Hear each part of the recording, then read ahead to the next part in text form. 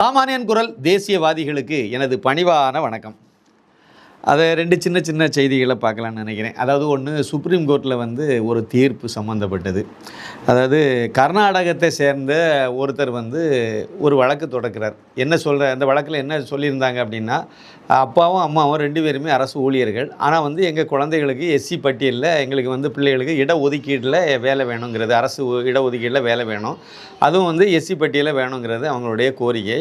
இதை கர்நாடக உயர்நீதிமன்றம் தள்ளுபடி பண்ணிட்டு, ஏன்னா அப்பா அம்மாவும் ரெண்டு பேருமே கவர்மெண்ட் எம்ப்ளாயி, அதுவும் உயர் பதவியில் இருக்கும்போது அவங்களுடைய பிள்ளைகளுக்கு இடஒதுக்கீடு கொடுத்தா அதே சமுதாயத்தில் சாதாரணமான கூலி தொழிலாளியாக இருக்கக்கூடியவங்களுக்கு அந்த இடஒதுக்கீடு பயன்படுத்த முடியாமல் போகுதில்ல.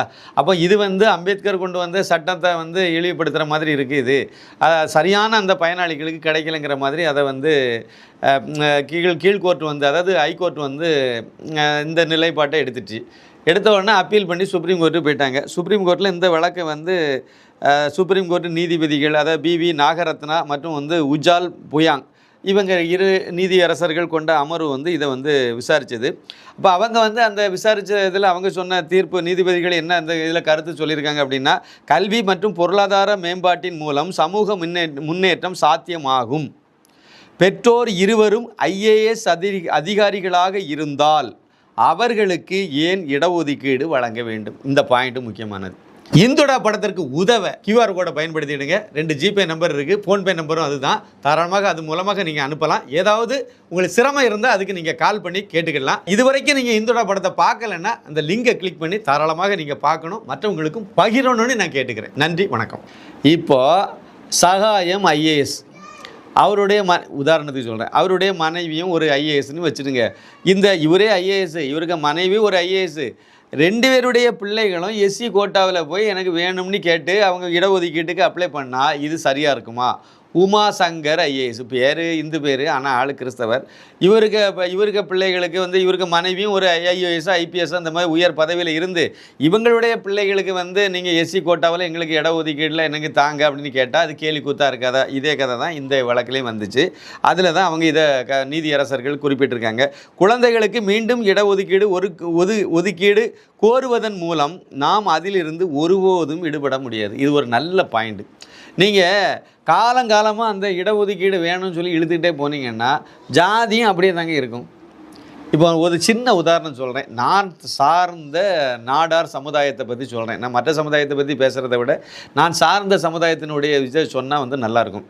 சின்ன வயசில் இருக்கும்போது எனக்கு பேச்சு மூலமாக சொல்லும்போது என்ன சொல்லுவாங்கன்னா, நாடாரில் சாணார்னு ஒரு ஜாதி உண்டு, பிரிவு உண்டு, நாடார்னு ஒன்று உண்டு, இன்னும் ஒரு 1-2 இதெல்லாம் எனக்கு சொல்லியிருக்காங்க. குறிப்பாக சாணாருங்கிறது சில இடங்களில் அந்த கொச்சைப்படுத்தி பேசும்போது சாணா பயிலெல்லாம் சொல்லுவாங்க. இது பதிவிலும் இருக்குது, வரலாற்றுலையும் இந்த சாணாருங்கிற பேர் பதிவில் இருக்குது. வெள்ளைக்காரன் காலத்தில் அதை பதிவு பண்ணி வச்சுருக்காங்க. இப்போது நீங்கள் ஒரு முக்கியமான விஷயத்தை பார்த்தீங்கன்னா, அந்த சாணாருங்கிறது இப்போ எனக்கு தெரிஞ்சு கன்னியாகுமரி மாவட்டத்தில் கிடையாது. ஆனால் ஒரு காலத்தில் இது சாணார்னு இருந்ததாக சொல்கிறாங்க. அப்போ நீங்கள் நாடாருங்கிற ஒரே ஒரு வார்த்தையை மட்டும் பயன்படுத்தி மற்ற உட்பிரிவுகளெல்லாம் விட்டுட்டு இதை மட்டுமே பயன்படுத்திட்டு வரும்போது கால ஓட்டத்தில் அந்த மற்ற உட்பிரிவெல்லாம் காணாமல் போயிடுது. வெறுமனே நாடார்னு இருக்குது. இதை இயக்குனர் சங்கர் அவருடைய படத்தில் வச்சுருந்தது மாதிரி இந்த ஜாதிக்கெல்லாம் முக்கியத்துவம் கொடுக்காம SC, ST, BC, MBC, FC இந்த மாதிரி ஒரு கேட்டகரி மட்டும் நம்ம வச்சுருந்தோம் அப்படின்னா அந்த எஸ்சிக்குள்ளால் உள்ள எல்லா ஜாதியும் நாளடைவில் அடிபட்டு போயிடும். அப்புறம் இந்த கேட்டகரியை அப்படியே சுருக்கி 6 இருக்கிறது 4, 4 இருக்கிறது 2, 2 இருக்கிறது 1 இல்லை அப்படி போயிட்டுன்னா சுத்தமாக அது ஒரு நன்மையான ஒரு ஜாதிகள் இல்லாத, ஜாதிகளுக்கு முக்கியத்துவம் கொடுக்காத ஒரு இதாக இருக்கும். எல்லா ஜாதியிலையுமே உட்பிரிவுகள் நிறைய வச்சுருக்காங்க.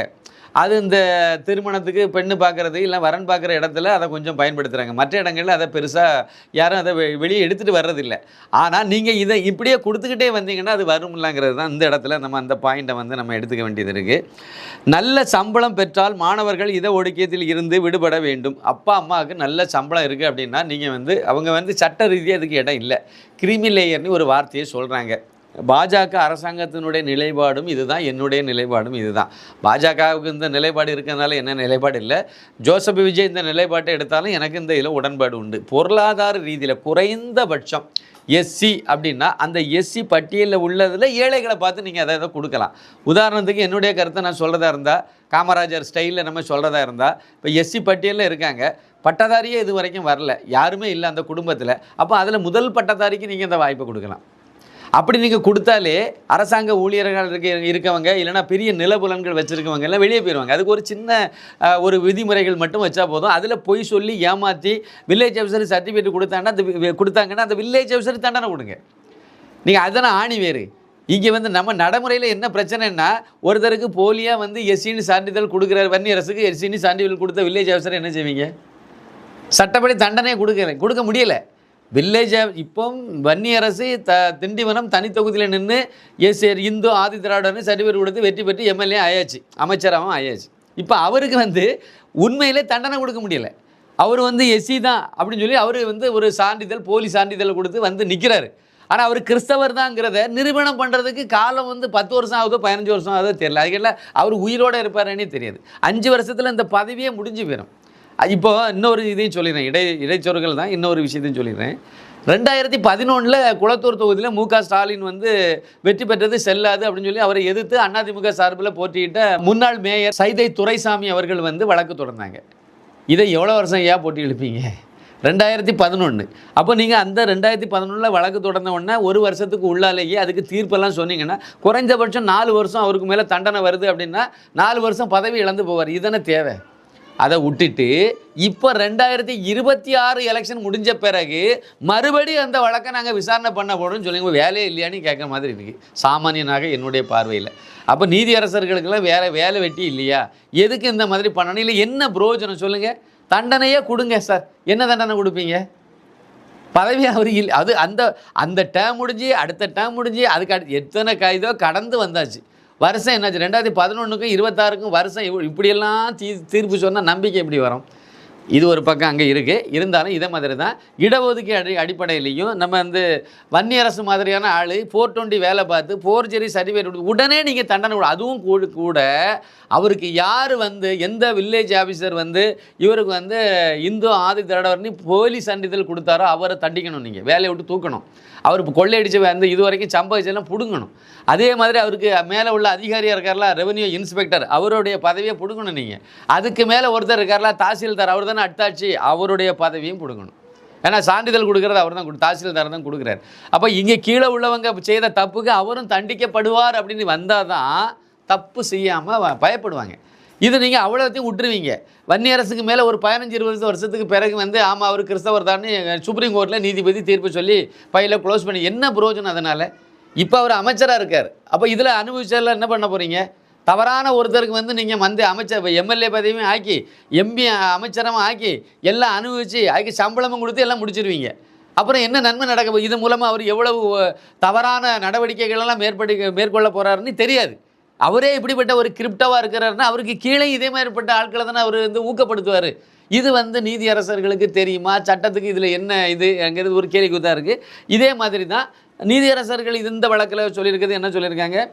அவங்களாக முன் வந்து நல்ல வசதியாக இருக்கும், நமக்கு அந்த இது வேண்டாம், இடஒதுக்கீடு வேண்டாம், நம்ம அப்பா அம்மா நம்ம 2 பேருமே அரசு ஊழியராக இருக்கும், நல்ல சம்பளம் வாங்கிட்டு இருக்கோம், நமக்கு அதனால் இந்த இடஒதுக்கீடு தேவையில்லை வேண்டாம் அப்படின்னு சொல்லிட்டு தானாக அவங்களே ஒதுங்கணும்னு நினச்சி அந்த கருத்தை வந்து இந்த இடத்துல சொல்கிறாங்க. ஆனால் இது யாருமே அதை செய்ய மாட்டாங்க. கிடைக்கிறது வரைக்கும் நம்ம தான் அனுபவிக்கணும் தான் நினைப்பாங்க. நினச்சது மட்டும் இல்லை, இதில் யாராவது இந்த மாதிரி நீதியரசர்கள் சொல்கிற மாதிரி ஏதாவது ஒரு பாஜக மாதிரி கட்சி வந்து அந்த சமுதாயத்தில் ஏழைகளுக்கு இந்த வாய்ப்பை கொடுங்கன்னு சொல்லி முன் வருவாங்கல்ல, அந்த கட்சியை தனிமைப்படுத்துவாங்க. காரணம் இதுவாக இருக்கும். ஆனால் வெளியே சொல்லும்போது வந்து மோடிக்கு எதிராக பிரச்சாரத்தை விஷத்தை கக்குவாங்க. காரணம் இதுவாக தான் இருக்கும். வெளியே அந்த வேறு காரணத்தை சொன்னால் அவங்க சமுதாயத்தை சேர்ந்தவனே செருப்பு களத்தை அடிச்சு விடுவாங்க. அப்போ அவங்ககிட்ட அதை சொல்லக்கூடாது. அப்போ என்ன செய்யணும்? மோடி தமிழின துரோகி, அவர் வந்து மோடி வந்து முஸ்லீம்களுக்கு எதிரானவர்னு முஸ்லீமை கிளப்பி விடணும், கிறிஸ்தவங்களுக்கு எதிரான இவங்களை கிளப்பி விடணும்.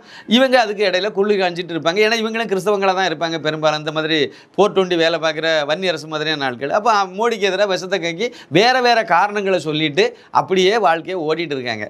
இதில் இருந்து விடுதலை ஆகணும். இதில் வந்து உண்மை என்னங்கிறது மக்களுக்கு புரியணும். நீதியரசர்கள் வந்து இந்த மாதிரி சான்றிதழ் கொடுக்குறவங்கள வந்து கடுமையாக தண்டிக்கணும். இப்போ கர்நாடக கோர்ட்டில் கொடுத்த இது வந்து பிறப்பித்த பல மாநிலங்கள் வந்து இது சம்பந்தமான சில உத்தரவுகளெல்லாம் போடுறாங்க.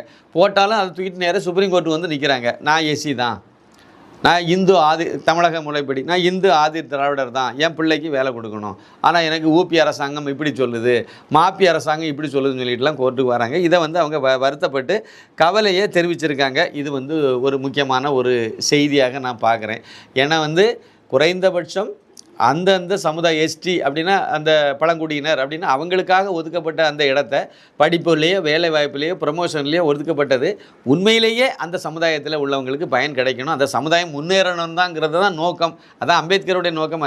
அதுதான் நோக்கமாக இன்றைக்கி நம்ம நினைக்கிறதா இருந்தால் அதில் முதல் முறை பட்டதாரிகளுக்கு நீங்கள் வாய்ப்பு கொடுக்கலாம், ஏழ்மை நிலையில் உள்ளவங்களுக்கு நீ வாய்ப்பு கொடுக்கலாம். குறைந்தபட்சம் மொத்தத்துலையும் எல்லாத்துமே பொருளாதார ரீதியிலே எல்லா சமுதாயத்திலையும் ஏழைகள் இருக்காங்க, அவங்களுக்கு தான் வாய்ப்பு கொடுக்கணும்னு நான் சொல்லுவேன். இருந்தாலும் இப்போதைய முதல் ஸ்டெப்பாக அதுக்கு வந்து அந்தந்த சமுதாயத்தில் உள்ள ஏழைகளுக்கு நம்ம வந்து வாய்ப்பு கொடுத்தாலே அது ஒரு நல்ல ஒரு முன்னெடுப்பாக இருக்குங்கிறது என்னுடைய கருத்து. இந்த நேரத்தில் நான் உங்கள்கிட்ட ஒரு சின்ன கோரிக்கை வைக்கணும். அது இந்துடா திரைப்படத்தை இதுவரைக்கும் நீங்கள் பார்க்கல அப்படின்னா அவசியம் நீங்கள் பார்க்கணுங்கிறது என்னுடைய பணிவான ஒரு வேண்டுகோள். அவசியம் பாருங்கள். அது வேறு ஒன்றுமே நீங்கள் செய்ய வேண்டாம். உங்களுடைய மொபைலில் யூடியூப்பில் இல்லை டிவியில் நீங்கள் யூடியூப்பில் இந்துடானி டைப் பண்ணாலே இந்த படம் வந்துடும். தமிழில் இந்துடானி அடிக்கலாம், இல்லைன்னா இங்கிலீஷில் வந்து INDHUDAA அப்படி நீங்கள் போட்டாலும் அந்த படம் வந்துடும். நீங்கள் தாராளமாக பார்க்கணும். நாரதர் மீடியாவிலேருந்து பல்வேறு சாமானியன் குரல்லேருந்து நிறைய தாமரை, ஸ்ரீ டிவி, TN News 24 இப்படி நிறைய சேனல்களில் வந்து இந்த படத்தை நம்ம போட்டிருக்கோம். அவசியம் நீங்கள் பார்த்தீங்கன்னா தெரியும் நம்ம ஏன் இதை சொல்கிறோம் அப்படிங்கிறது தெரியும். கட்டாயம் நீங்கள் பார்க்கணும். ஒருவேளை அதை மீறி உங்களுக்கு அதை பார்க்குறதுல சிரமம் இருக்குது, உங்களால் அதை தேடி கண்டுபிடிக்க முடியலன்னா சிம்பிள் 2 நம்பர் கொடுக்கணும், அந்த நம்பருக்கு கால் பண்ணுங்கள், தாராளமாக உங்களுக்கு லிங்க் அனுப்பி விட்ருவாங்க. அவசியம் நீங்கள் அதை பார்க்கணும். ஒரு QR கோடு கொடுத்துருக்கோம். இதில் வந்து வாலண்டரி கான்ட்ரிபியூஷன் உங்களால் முடிஞ்ச நிதியை நீங்கள் வந்து தாராளமாக உதவலாம். அதுக்கு வந்து அந்த QR கோடில் இதுக்கு முன்னாடி பண்ண முடியல, உங்களுக்கு அனுப்ப முடியாமல் சிரமப்பட்டிருக்கேன், இல்லைன்னா எரரில் வந்து போச்சு அப்படின்னா நீங்கள் அந்த QR கோடை பயன்படுத்தலாம். 2 நம்பர் கொடுக்குறேன். அதான் ஜிபே நம்பர், அதான் ஃபோன்பே நம்பரு. உங்களுக்கு லிங்க் தேவைப்பட்டால் கேட்குறதுக்கு அந்த நம்பரை நீங்கள் பயன்படுத்திக்கலாம். 9094239666 இது ஒரு நம்பர். இன்னொரு நம்பர் 9092345641. இந்த 2 நம்பரையும் நீங்கள் தாராளமாக பயன்படுத்தி இந்த இந்துடா படத்தை நீங்கள் வந்து பார்க்கணும். இது எனக்கு உதவணும், பலருக்கு இதை தெரியப்படுத்தணுங்கிறத ஒரு கோரிக்கையாக நான் வச்சுக்கிறேன். இப்போ இன்னொரு சின்ன தகவலை நம்ம இந்த இடத்துல பேசலாம்னு நினைக்கிறேன். ஒரே ஒரு அமைச்சர் தானா கேட்குறது யார்? எங்களுக்கு ஒரே ஒரு அமைச்சர் தானா அப்படின்னு கேட்குறாரு ஒருத்தர். அவர் யார் அப்படின்னா திரைப்படத்தில் இயக்குனர் அமீர். எங்களுக்குன்னு அவர் கேட்குறாரு, முஸ்லீமாக எங்களுக்குன்னு கேட்குறாரு. அதில் கம்பாரிசன் என்ன சொல்கிறாருன்னா, பிராமணனுக்கு நீங்கள் 2 அமைச்சர் கொடுத்துருக்கீங்க, ஆனால் 13% இருக்கக்கூடிய முஸ்லீம்களுக்கு வந்து நீங்கள் ஒரு அமைச்சர் தான் கொடுத்துருக்கீங்க அப்படின்னு விஜயை பார்த்து ஒரு கேட்குறாரு. என்னுடைய கேள்வி என்னென்னா, பிராமணங்கிறது ஜாதி ரீதியான ஒரு பிரிவு. ஜாதி ஏற்றத்தாழ்வு ஜாதி இருக்குதுன்னு சொல்லதெல்லாம் இந்து மதத்தில் தான் இருக்குது. முஸ்லீம் மதத்துக்கு போனாலே அங்கே ஜாதியே கிடையாதுன்னு சொல்லிவிட்டீங்க. அப்புறம் எனக்கு இடஒதுக்கீடு உங்களுக்கு? பாயிண்ட் நம்பர் 1, நீங்கள் வந்து 13% இருக்குதுன்னு சொல்கிறீங்க. நம்மளை பொறுத்த வரைக்கும் 6% இருக்கலாம், அவ்வளோதான் இருக்க வாய்ப்பு. 13 சொல்கிறீங்க. சரி, நான் உங்களுடைய பாயிண்ட் படியே சொல்கிறேன். 13% இருக்கிறதாகவே வச்சுக்கிடுவோமே. நீங்கள் கேட்குறது முஸ்லீம்களுக்காக நீங்கள் வந்து கேட்குறீங்க, முஸ்லீம்களுக்குன்னு சொல்லி தனியாக ஒரு இடஒதுக்கீடு மாதிரி நீங்கள் கேட்குறீங்க. பாக்கி இருக்கக்கூடிய இந்துக்காரனு 80% மேலே இருக்கிறான். திரைத்துறையிலையும் இதே மாதிரி தான் நிறைய பேர் வந்து இந்துக்காரங்க தான் இருக்காங்க. அப்போ இந்த அடிப்படையில் நீங்கள் ஒவ்வொரு விஷயத்தையும் அணுகுறீங்கன்னா உங்களை எப்படி இயக்குனர் சங்க தலைவராக்குனாங்க? அதிகமான பேர் இந்துக்காரன்ல சார். அப்போ ஒரு இந்துக்காரனை தானே கொண்டு போய் நீங்கள் வைக்கணும் அதில் தலைவர் பதவியில். 24 கிராஃப்ட் இருக்குது. அதனுடைய தலைமை இதுதான் பெப்சின்னு நம்ம சொல்லுவோம் சினிமா துறையில். அந்த பெப்சினுடைய தலைவரை உங்களை ஏன் வச்சாங்க? உங்களை ஜாதி மதம் பார்த்து உங்களை வச்சாங்களா? ஜாதி பார்த்து உங்களுக்கு ஜாதி கிடையாதுன்னு சொல்லிட்டீங்க, ரைட்டு விட்டுருங்க, அது வேறு கதை. அங்கே இருக்கா இல்லைங்கிறத அடுத்த டாப்பிக்கில் பேசுவோம். அப்போ உங்களை ஒரு முஸ்லீம்னு நினச்சி யாராவது உங்களுக்கு ஒரு ப்ரொடியூசர் உங்களுக்கு படம் தந்தாங்களா? இல்லை நடித்த சிவகுமார் குடும்பம் வந்து உங்களுக்கு முஸ்லீம்னு சொல்லி தான் உங்கள் இது பருத்தி வீரன் படமாக இருக்கட்டும், இல்லைனா வந்து அதுக்கு முன்னாடி சூர்யா வச்சு நீங்கள் எடுத்த படத்துக்கெல்லாம் நீங்கள் ஒரு முஸ்லீம் நினச்சி தான் உங்களுக்கு வந்து அவங்க நடிக்கைக்கு ஒத்துக்கிட்டு நடித்தாங்களா? இல்லை நீங்கள் இப்போ நீங்கள் தயாரிக்க, இல்லை இதுக்கு முன்னாடி தயாரித்த படங்கள், நீங்கள் சினிமா துறையில் உங்கள் கூட வேலை செய்கிறவங்க எல்லாம் நீங்கள் முஸ்லீம் நினச்சி தான் வந்தாங்க. நீங்கள் ஏன் முஸ்லீம்னே நினச்சிட்டு இருக்கீங்க? அப்போ நீங்கள் திருந்தவே மாட்டீங்க. கடைசி வரைக்கும் நீங்கள் என்ன தான் பண்ணால் நாயை கூட்டி நடு வீட்டில் வச்சாலும் அது எங்கேயோ போகும்ல, அதே மாதிரி தான் நீங்கள் இருப்பீங்க. அப்படி தானே? மைண்ட் செட்டை மாற்றணும் சார். நீங்கள் ஏன் முஸ்லீம்களுக்காக மட்டுமே பண்ணுறேன்னா நீங்கள் முஸ்லீம்களுக்காகவே இருந்துருப்போங்க.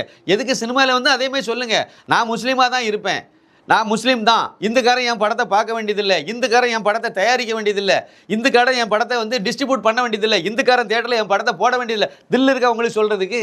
அதை செய்யுங்க. நீங்கள் அதை சொல்லியா நீ அப்படி தான் நான் என்ன சொல்லுவேன். அப்படி சொல்லு நீ சொல்லிவிட்டு அப்புறம் வந்து மற்றவங்களுக்கு பாடம் நடத்த. இந்த ஆள் என்ன சொன்னார், யதார்த்தமாக சில விஷயத்தை பார்க்கணும் சார். இந்த ஆள் என்ன சொன்னார் அப்படின்னா, தேர்தலுக்கு முன்னாடி அதாவது வந்து விஜய்க்கு வந்து ஓட்டு போடக்கூடாதுன்னு சொன்னார். விஜய் வந்து கட்சி நடத்த கட்சியை கலைச்சிக்கிட்டு நடிக்க போங்கன்னு சொன்னார். திமுகவுக்கு பிரச்சாரம் பண்ணார். இவருடைய பிரச்சாரத்தின் அடிப்படையில் முஸ்லீம்கள் எல்லாருமே வந்து பெரும்பாலானவங்க வந்து திமுக கூட்டணிக்கு தான் ஓட்டு போட்டாங்க. கிறிஸ்தவங்களும் பெரும்பாலும் திமுக கூட்டணிக்கு தான் ஓட்டு போட்டாங்க. கொஞ்சம் ஓட்டு வந்து போட்டிருக்காங்க விஜய்க்கு.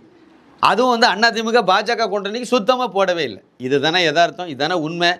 அப்புறம் எப்படி ஓட்டே நீங்கள் போடலை, அப்புறம் அவன் ஆட்சிக்கு வந்தவங்ககிட்ட போய் நின்றுட்டு எங்களுக்கு ஏன் நீங்கள் இடஒதுக்கீடு கொடுக்கலன்னு கேட்டிங்கன்னா அது எப்படி? மத ரீதியாக எதுக்கு சார் இடஒதுக்கீடு கொடுக்கணும்னு சொல்லுங்கள். அது என்ன பழக்கம்? அதை நியாயப்படுத்தி எப்படி கேட்குறீங்க? அப்படின்னா முஸ்லீமாக வந்த எம்எல்ஏ தேர்ந்தெடுக்கப்பட்ட முஸ்லீம் எம்எல்ஏக்கள் இப்போ முஸ்தபானி ஒருத்தர் வந்து முஸ்லீம் லீக்லேருந்து வெற்றி பெற்றிருக்காரு. முஸ்லீம் ஓட்டு போட்டு மட்டும்தான் அவர் வெற்றி பெற்றிருக்காரா? இல்லை சொல்லுங்கள் நீங்கள். அப்படி தான் இதனுடைய அடுத்த லெவல் அதுதான் போகுது. பரிணாமம் அப்படி தான் வளரப்போகுது. முஸ்லீம்களெல்லாம் நீங்கள் முஸ்லீமாகவே முடிவெடுங்க, கிறிஸ்தவங்கள்லாம் கிறிஸ்தவங்களாகவே முடிவெடுக்கட்டு. இந்துக்காரங்களுக்கு கொஞ்சம் உணர்ச்சி இப்போ வந்துகிட்டு இருக்குது, புரிந்துணர்வு இப்போ வந்துகிட்டு இருக்குது. அவங்களுக்குள்ள ஒரு ஒற்றுமை இந்துக்கள் மத்தியிலையும் ஒரு விழிப்புணர்வு வந்துட்டு இருக்குது. ஒரு கட்டத்தில் என்ன ஆகும், இந்துக்கள் எல்லாம் இந்துக்களாகவே முடிவெடுப்பாங்க. அப்படி தாங்க நடக்க போகுது. அடுத்த ஸ்டேஜ் அதுதாங்க. இல்லை அதுக்கு அதை நோக்கி தான் ஒரு பயணம் போயிட்டு இருக்கு. கிறிஸ்தவங்களாக தான் இருக்கணும்னு நீங்கள் சொல்கிறீங்க அப்படின்னா, முஸ்லீம்கள் முஸ்லீமாக தான் இருக்கணும்னு சொல்கிறீங்க அப்படின்னா, இந்துக்காரன் டிரைவர் இருக்கான்னு தெரியுமா? ஒரு இந்து படம், ஒரு விநாயகர் படம், ஒரு இயேசு படம், அப்புறம் ஒரு அல்லாவுக்கு ஒரு இது மசூதியை தூக்கி வச்சுருக்காங்கல்ல, ஃபோட்டோவை தூக்கி தூர போட்டுருவான். எனக்கு விநாயகர் போதும், சிவன் போதும், அதை மட்டும் நான் வச்சுக்கிறேன்னு சொல்லி வைப்பான். இந்துக்காரன் மட்டும்தான் வச்சுருக்கான். எந்த முஸ்லீமும் வந்து அந்த எம்மதமும் சம்மதம், மதம் என பிரிந்தது போதும் அப்படின்னு சொல்லி எந்த முஸ்லீமோ கிறிஸ்தவரோ வந்து இந்த 3 மதத்தையும் ஒற்றுமைப்படுத்துகிற மாதிரி இதில் வர மாதிரி எந்த முஸ்லீமும் அவருடைய அலுவலகத்திலேயோ இல்லை வீட்லேயோ எங்கேயுமே ஃபோட்டோ வைக்கிறதே கிடையாது. இந்துக்காரன் மட்டும்தான் வச்சுட்டு இருக்கேன். அதை நீங்கள் கெடுக்குறீங்க. அதாவது எல்லாத்தையும் உங்களை எல்லாம் அரவணைச்சு போனோன்னு இந்துக்காரன் நினச்சிட்டு இருக்கான். ஆனால் நீங்கள் நான் முஸ்லீமாக தான் இருப்பேன்னு நினச்சிட்டே இருக்கீங்க. அப்படி தான் நீங்கள் சொல்கிறீங்க. அப்படி தான் நேற்றுக்கு முஸ்தபா பதவியேற்ற உடனே அங்கே அதை தலைமைச் செயலகத்தை வந்து அதை ஒரு மசூதியாக மாற்றி விட்டாங்க. அந்த அலுவலகத்தை அந்த அமைச்சர் அலுவலகத்தை ஒரு மசூதியாக மாற்றி விட்டாங்க. அங்கே போய் ஓதிட்டு நடந்தாங்க. இது தேவையா? இது தேவையா? குறைந்தபட்சம் இது வந்து சரியாக இருக்கும்னு நீங்கள் நினைக்கிறீங்களா? நீங்கள் எல்லாமே மத ரீதியாகவே செய்துக்கிட்டு அப்புறம் வந்து இந்துக்காரன் வந்து மத ரீதியாக அடுத்த லெவலுக்கு வருவான். இந்துக்காரனை வந்து மத ரீதியாக யோசிக்க ஆரம்பிச்சிட்டான். அடுத்த லெவலுக்கு கட்டத்துக்கு அதை நோக்கி நகருது. அப்புறம் எப்போன்னு குதிக்கிறதுல அர்த்தம் இல்லை. 13% நீங்கள் இருக்கக்கூடிய ஒட்டுமொத்த சினிமா துறையும் நீங்கள் வந்து ஆட்டி படைக்கலை. 13% நீங்கள் சொல்கிறீங்க, அது 6% தான் தேரும். அப்படி 6% இருக்கக்கூடிய நீங்கள் ஒட்டுமொத்த சினிமா துறையும் நீங்கள் உங்கள் கட்டுப்பாட்டில் இன்றைக்கும் வச்சுட்டு இருக்கீங்க. நிறைய இதில் கிறிஸ்தவங்க முஸ்லீம்கள் சேர்த்து மொத்தத்தில் ஒரு 15 தேரம்னு வச்சுருங்க. 20னே வச்சுருங்க. இந்த 20% உள்ளவங்க தான் ஒட்டுமொத்த தமிழ் சினிமாவை நீங்கள் கட்டுப்பாட்டில் வச்சுருக்கீங்க. பல இடங்களில் நீங்கள் வந்து 13% நீ உங்கள் பாஷையில் சொல்கிறீங்க. பாண்டி பஜாரில் 13%க்கு என்ன கடை உண்டுமோ ஒதுக்கிடுவோம். அப்படியே வளசரவாக்கத்தில் 13% இருக்கக்கூடிய அங்கே அது கூட தேராது. இருந்தாலும் 13% தான் கடை அப்படின்னா முக்கியமான அந்த ஃபேன்சி ஸ்டோர் அவ்வளோ வச்சுருக்கிறது, பிரியாணி கடை வச்சுருக்கிறது, இதெல்லாம் 13%க்கு தக்கவாறு தான் கடை வச்சுருக்கீங்களா? அதேமாதிரி எல்லா இடத்துலையும் கொண்டு வந்தால் என்ன ஆகும்னு சொல்லுங்கள். தப்பாக போயிடும். அதாவது முஸ்லீம்கள் இருக்கக்கூடிய இடத்துல எந்த இடத்துலையும் கிறிஸ்தவனோ இந்துக்காரனோ கடையை வைக்க முடியாது. நீங்கள் கொடுக்குறதும் இல்லை, அனுமதிக்கிறதும் இல்லை. ஆனால் இந்துக்காரன் இருக்கிற இடத்துல நீங்கள் கடையை வைக்க முடியுது. அப்படின்னா இந்துக்காரன் பெருந்தன்மையாக இருக்காங்கிறத புரிஞ்சுக்கிட்டுங்க. நீங்கள் கொச்சைப்படுத்தாதுங்க. மறுபடியும் மத வெறியை தூண்டாதுங்க.